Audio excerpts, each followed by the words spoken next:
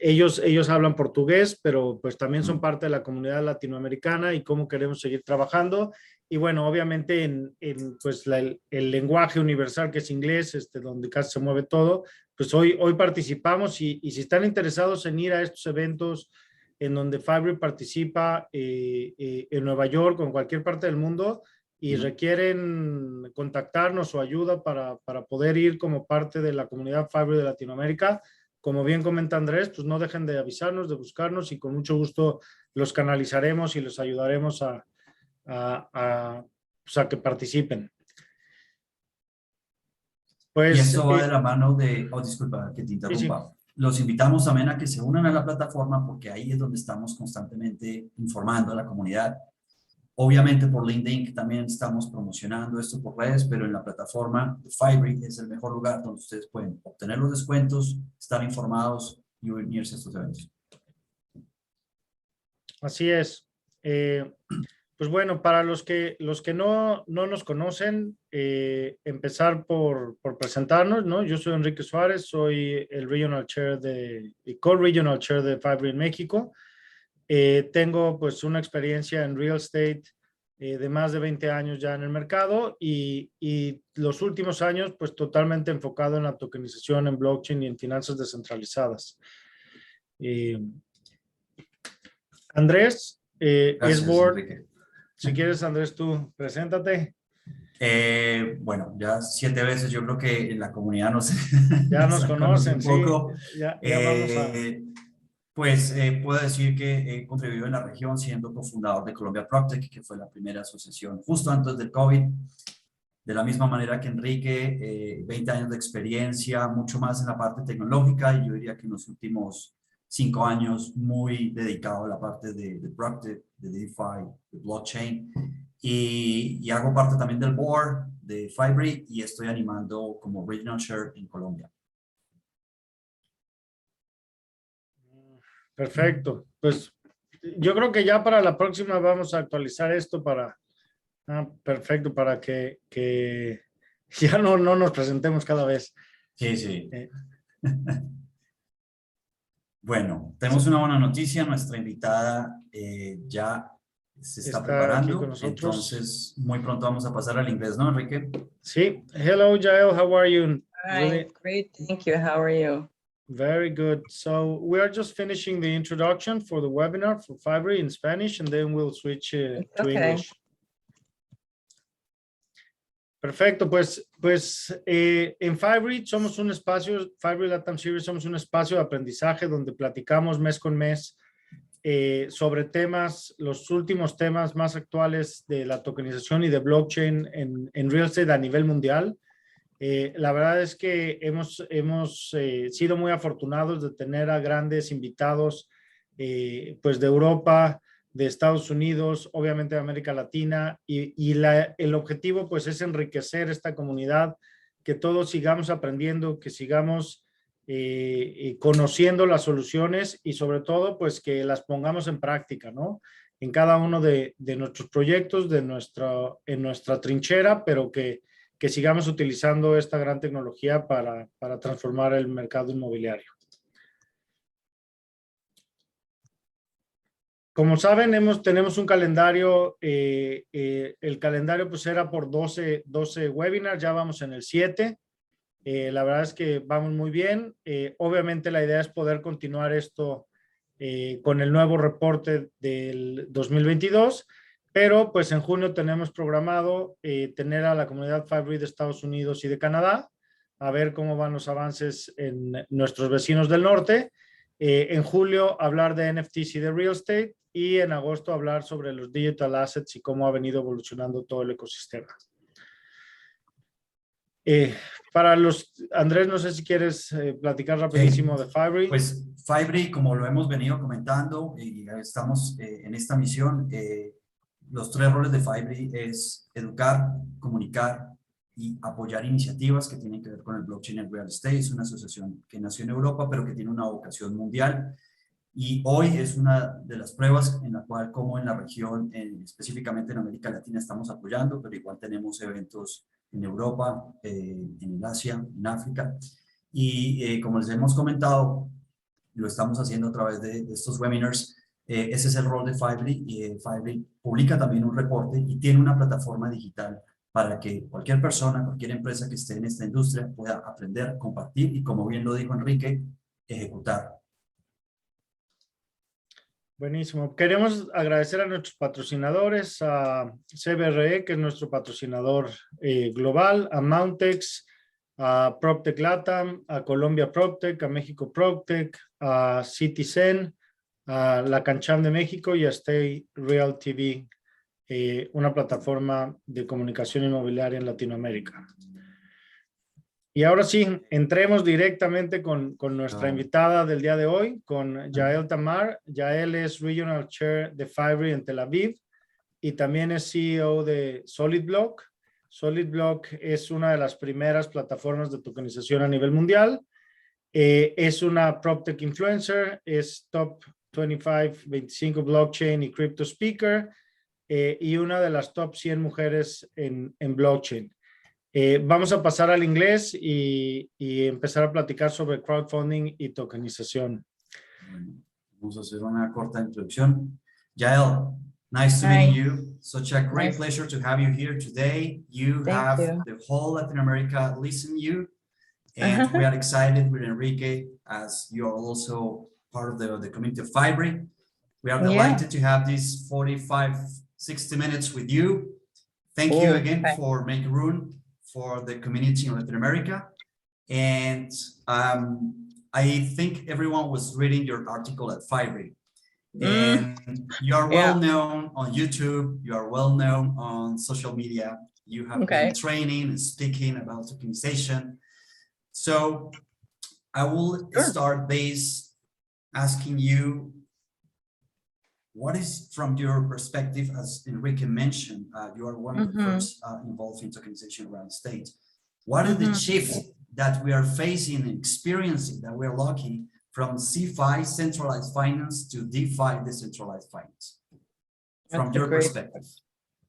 That's a great question, Andres. So in general, the whole world is moving to just a more decentralized infrastructure. And it's not only happening in finance, right? So globalization created conditions for just, you know, for just created benefit for individuals and companies to enter new lines of income, right? So because companies can now gather huge international following. So if you look at, let's say, Amazon or Google or Facebook, you look at them and you say, okay, so these companies, what are they?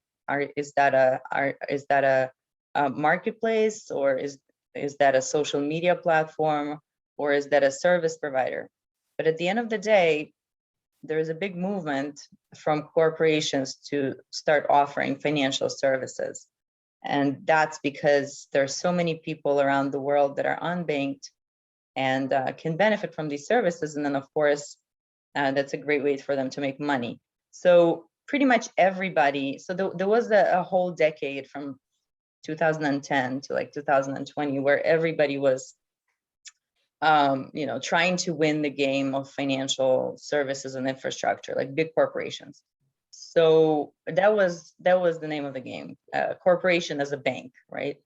Now, what happened with blockchain is that little by little, initially, just very fringe kind of population were using crypto wallets. Nobody knew how to use them.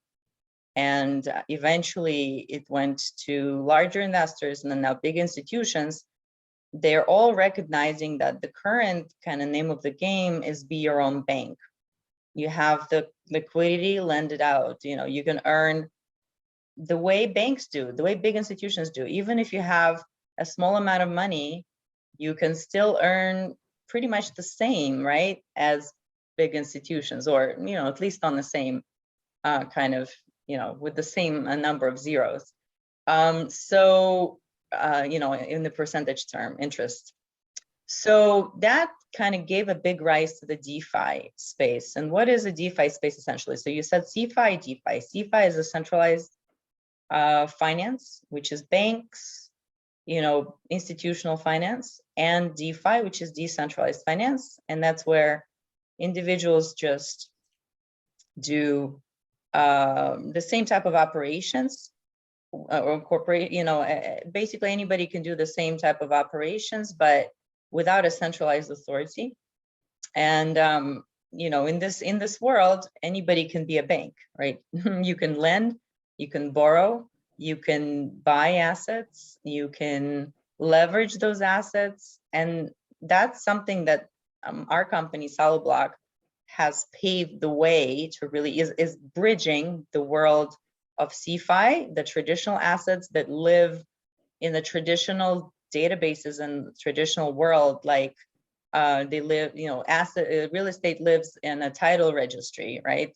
And the securities live, or companies are registered in, state or country databases, right? So we're taking those assets and we're transforming them into something else, into digital assets.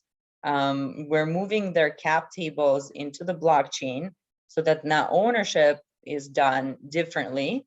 So we're redefining ownership. And the reason we're doing that is because digital assets are much easier to work with. You can, again, trade them, you can leverage them, you can, lend and borrow against them. And maybe tomorrow we'll even find a totally different use case that we didn't expect. And just following on your comment, Yael, because a lot of people always ask us, what is the difference between crowdfunding and tokenization? And of course, you just mentioned some of the benefits of really creating a new asset class that are the digital assets. But what are your comments on I always say that crowdfunding is part of tokenization, but it's just a small part, right? People are more used to now hear about crowdfunding, and when they heard about tokenization, they still wrap it out instead of understanding that there's tokenization. It's a lot more than crowdfunding. Yeah, well, tokenization is just a lot more than funding. I mean, crowdfunding is definitely innovative in a way that it creates opportunities for individuals to participate in offerings, and that's great. Tokenization is something completely different. That's just in the name. Tokenize means to turn something into a token, right? So why would we turn something into a token? Again, to make it much more flexible. And I generally break that down into three parts, which is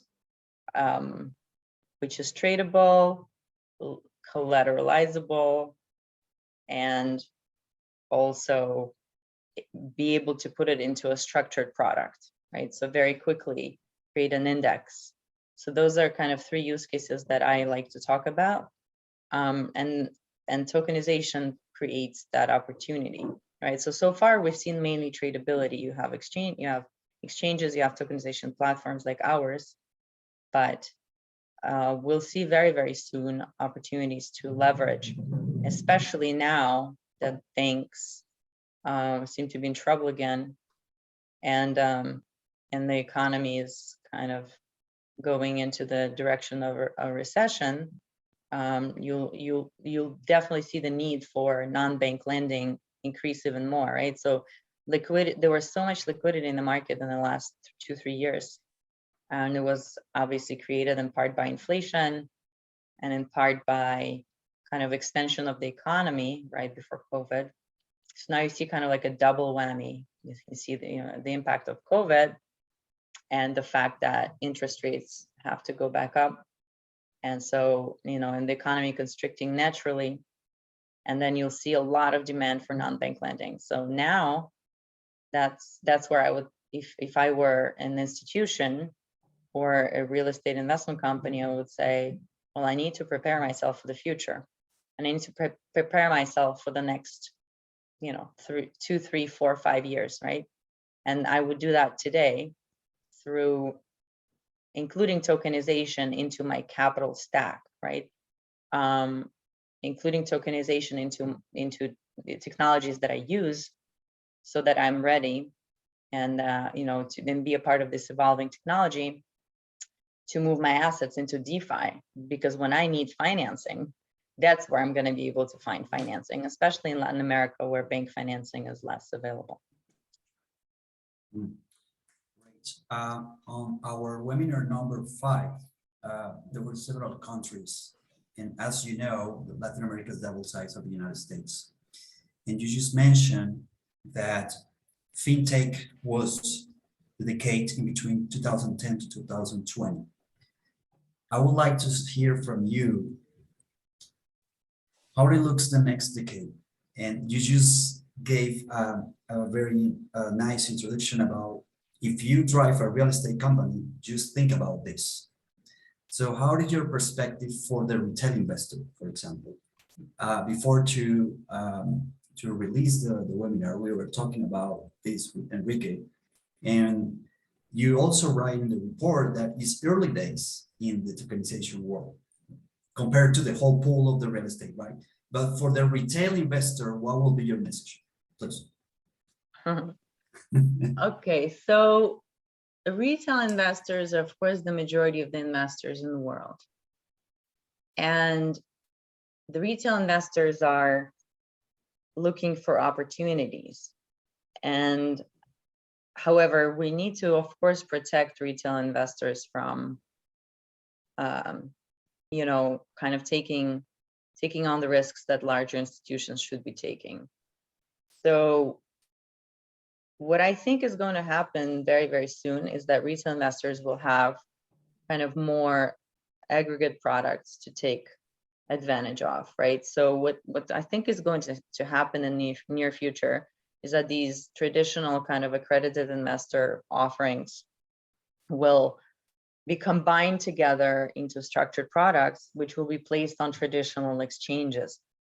So imagine, instead of a traditional like real estate investment trust, which is based on individual projects, which are kind of difficult to sell and liquidate, right? There will be a structured product, which is based on a lot of in digital products. So in that situation, you know, once that's listed on an exchange, on a regular exchange, anybody can invest. So I think that there will be a lot of opportunities for retail investors to invest in that. There are also additional products coming out right now in the non-security space, like NFTs, that are based actually on real world products as well, but not on ownership, more use of property or, you know, use of facilities and, you know, rental payments even, right?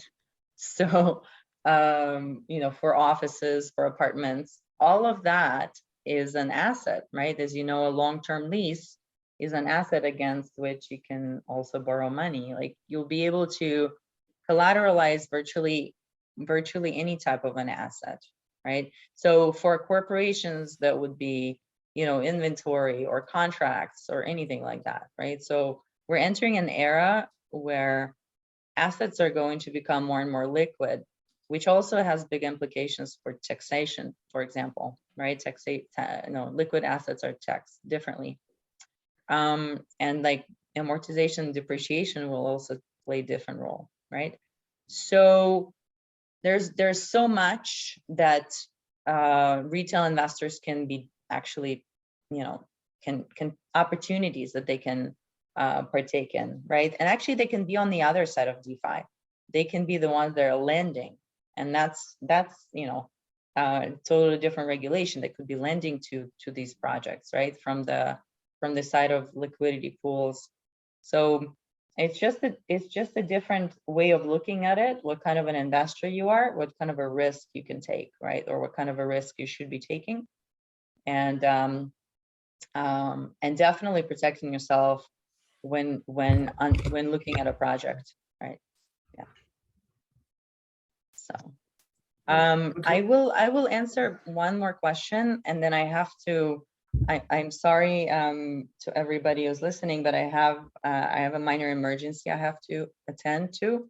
And I have a really, really knowledgeable colleague who actually is a Spanish speaker, and her name is Helena, and she's been helping us tremendously in LATAM. And I think she can also shed some light on how what we're doing is very relevant to the local to the local infrastructure and market, right? So I would love to introduce her after this next question. Sure.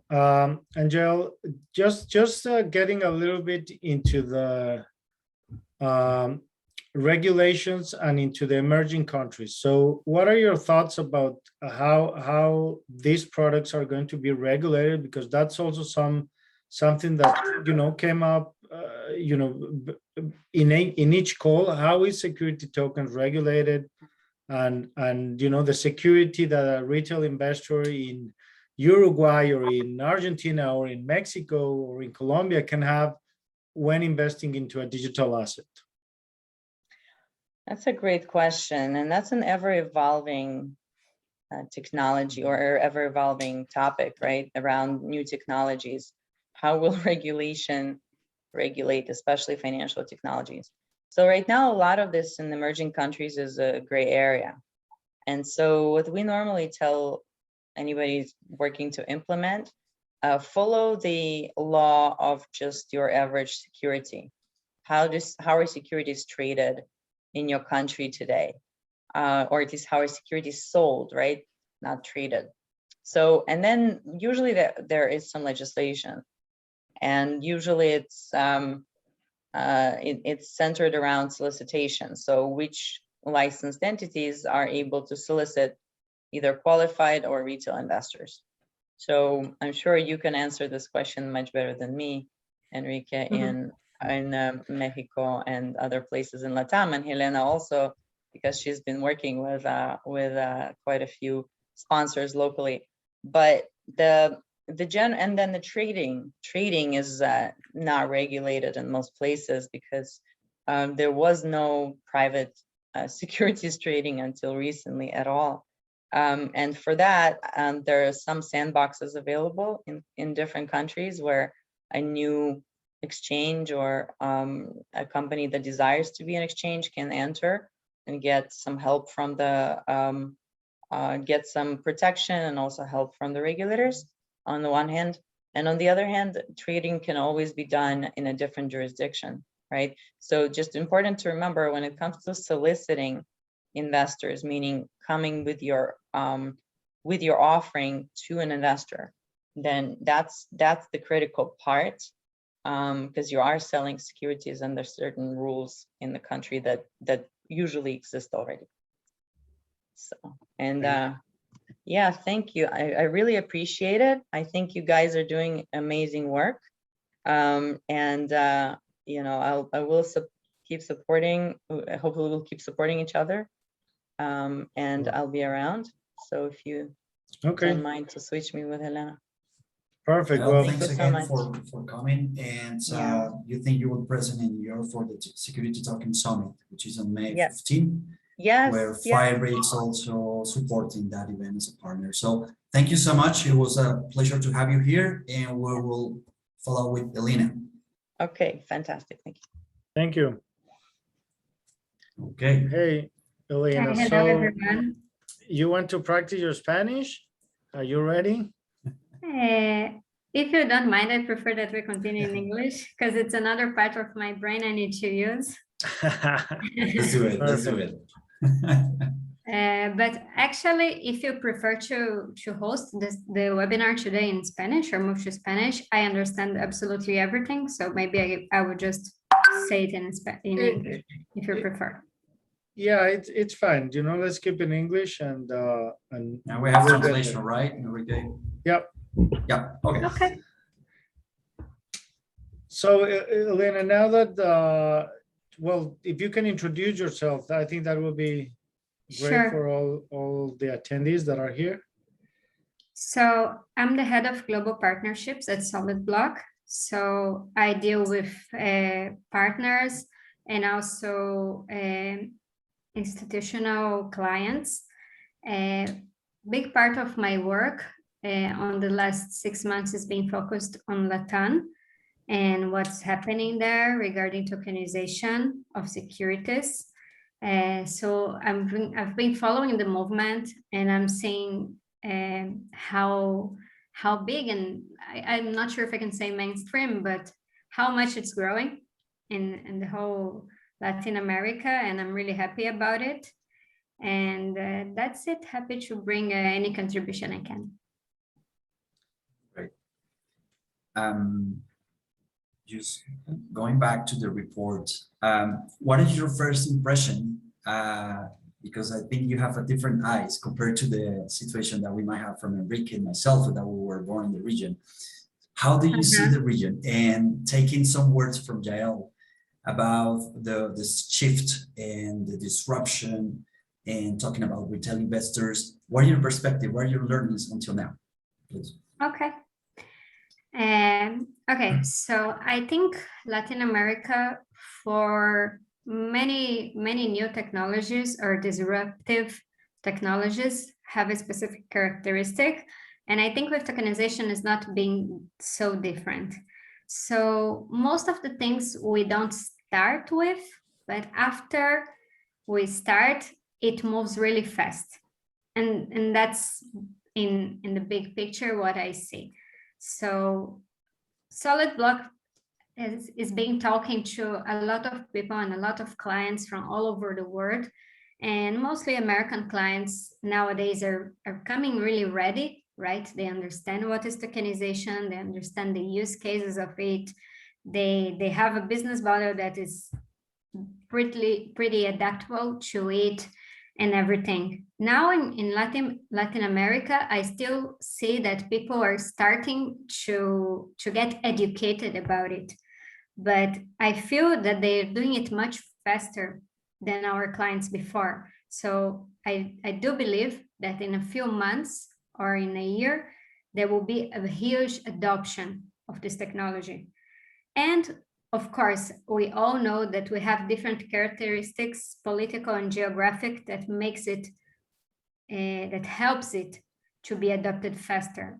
Like, we don't trust our politics and our governments and our financial institutions so strongly as the United States, for example, or Europe. So that makes it easier to try alternatives, right? And talking practically, like access to credit, access to opportunities. And this is much more hard, and we know it. And from the other hand, it benefits these new technologies to emerge faster. So I think that's what I see. And I think I want to add a little bit about the legislation that you asked Yael about. I think I can give my opinion as a lawyer, because I am a lawyer in Brazil specifically. And I see the securities law there, which I think it's very similar. It's pretty similar to other countries around, like Uruguay or Argentina. They're pretty protective with the retail investors, as we know. So the whole legislation goes around making sure people know what they're doing or where they're putting their money in. But from the other hand, there being so much movement, and people are pushing so much, and they're asking for solutions. And also big companies are coming to Brazil, and they want to do tokenization. They want to offer, they want to market their offers, and they still cannot do it, right? Nowadays, we have Brazilian clients, for example. We need to use American legal structure in order to build an offer. We cannot do it through Brazilian legislation. So it shows that there is a conflict here, and it needs to be solved faster. So we know that always the legal is the last thing, but there is a whole movement in order for this to happen faster. So I think also the the legal comes on the same, goes on the same idea of the big picture. Like I believe it will happen faster than the other countries that took longer, because people need these alternatives. Okay, and for sure, you know, we share, of course, that adoption is moving forward. Regulation will get there eventually, but for local issuers, how do you see the real estate market in Latin America really understanding tokenization? Because we've realized that a lot of people will think that it's like a magical raise funding Fundraising structure, because basically that's one of the benefits, the ability to raise funds, but it's not the whole picture. So how do you see this really understanding of creating value in Latin America with tokenization? I think you're right, Enrique. I think that's the first impression of everyone. It was the first impression of American clients and European clients as well. And now it's the first impression on Latin America. But I think the difference here is that because we are all now in a different stage of tokenization, we understand that we can involve financial institutions on the process, right? And when you involve financial institutions, they are already asking about it. They are interested. They know that they will need tokenization at some point. So when you involve them on the process and when you connect it to Defy, people can easily understand what are all the other capabilities. Before we were like just pitching it, you know, yeah, in the future, you can also use your token as a collateral, but what? Nowadays, we have like a few DeFi platforms and you can just connect it, your platform, for example, Solid Block to a DeFi platform, or the institutional clients with a DeFi platform, and so on. So when you bring the institutions to the game, people can easily see the big picture. That's what I think. Such a fantastic opportunity, Lena, and I think it happens to Enrique either. As we run companies on tokenization and DeFi for real estate. And I want to hear from you about the legal side. Sometimes when we talk to real estate or construction or developers companies, they are always asking, what is the legal side of this? And as you mentioned, there is already a regulation in place, the regulation D5OCC in the United States. The token itself, it's a piece of code with some ways to show that it's a legal way for compliance. So what will be your message for lawyers, as it's a very important piece because it's what matches the investors with the asset, and the breach is legal. So I will be happy to hear from you for the whole real estate community across Latin America. What is your standpoint on that? And regulators? Well, from the regulators, I say the one that will do it faster, it will get the best deals for sure. And all of the rest will have to follow. So I would want to be the first to do it. And for the lawyers, I would say study it as much as you can, because that's a field that's just gonna grow.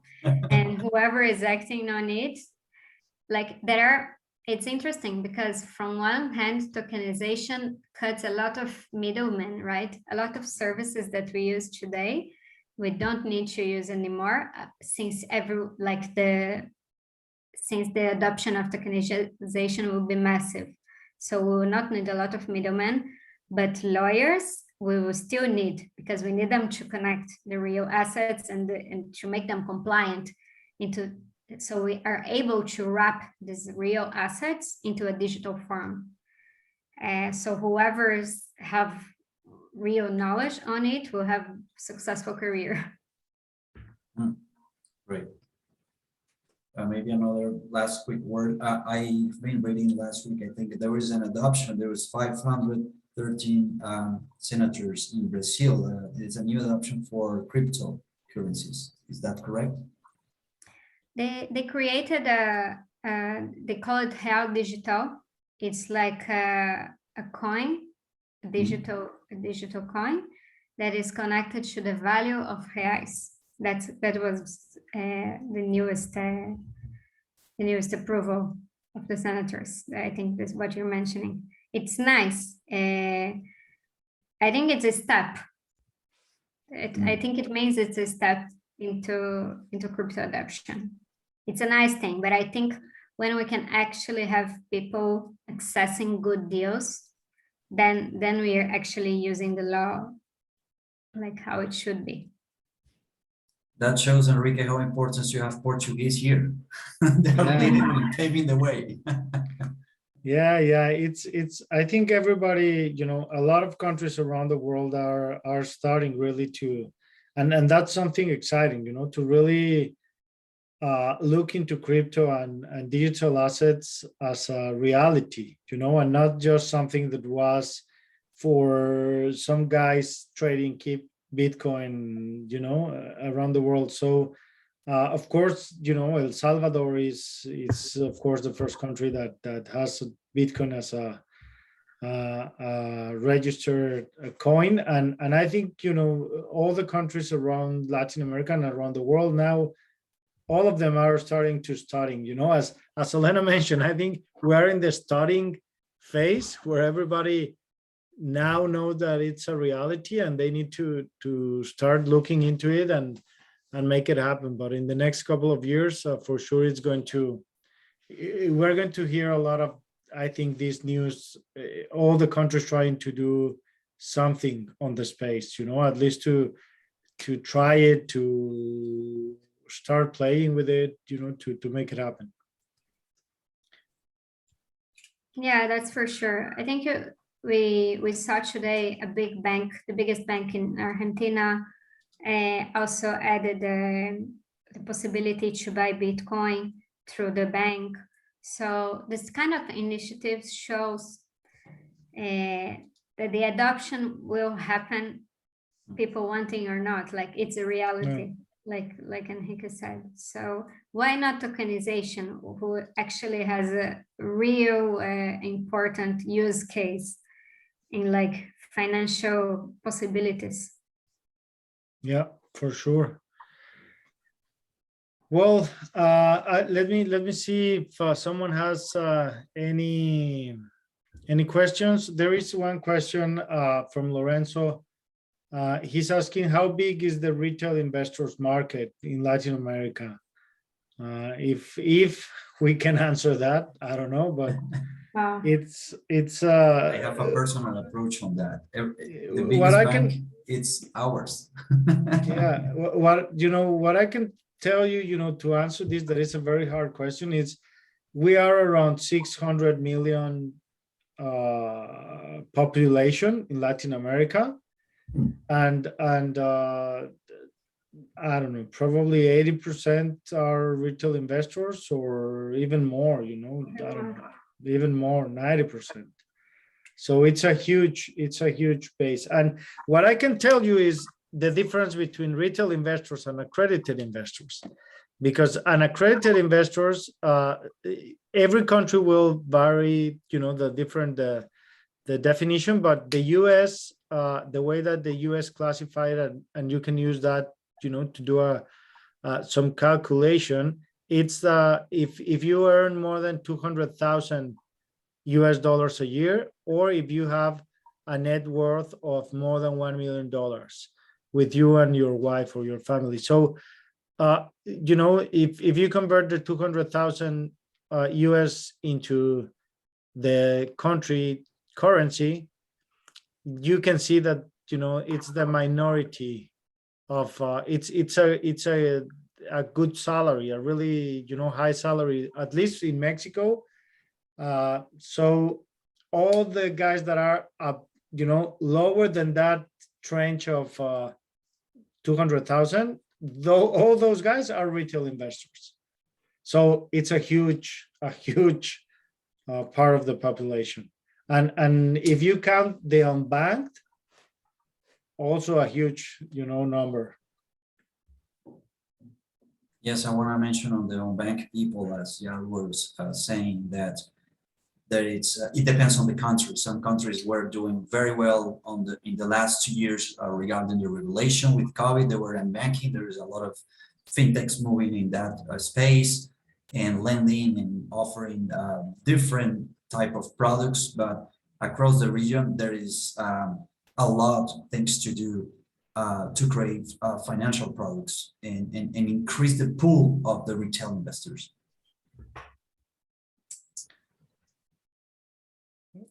Okay, so I don't know if there's any other question that somebody has that they can put it on the chat.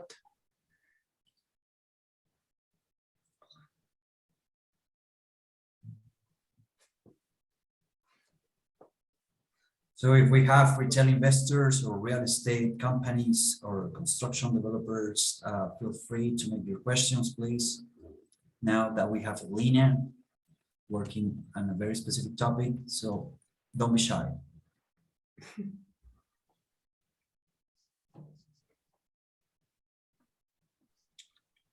I think there are no questions, but well, you can always send you an email, and of course we can help you with that. So let me share again my screen. Well, the last question, because I would like to tokenize One more, yes. the Tokenize permits. the permit for hydroelectric. So we can take that as a hydroelectric itself as an asset class, which is Yeah. physical installation on infrastructure, right? So we can tokenize it.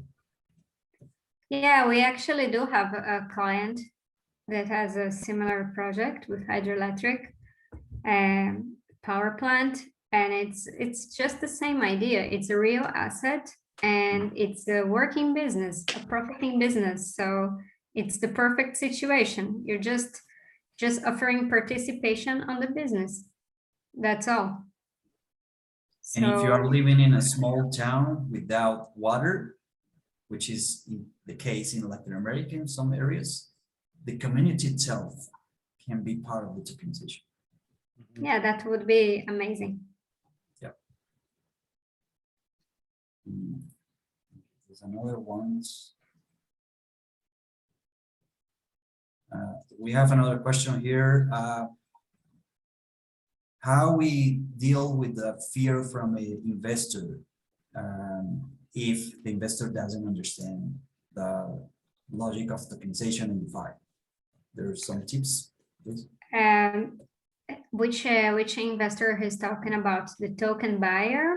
Yeah, like the Yeah, I retail think so. investor. It's like the explanation from Enrique. If you are accredited, you have some more knowledge, and if you are not accredited, you are more on risk. Right, so it's a question, it's an education curve, it's natural. We need to keep in mind that up until 3 years ago, let's say, people wouldn't even have access to this kind of possibilities. So why I would even try to understand and look for it or get educated about it if I can actually not buy it? I'm not allowed to buy it because I need to be accredited, because there are rules.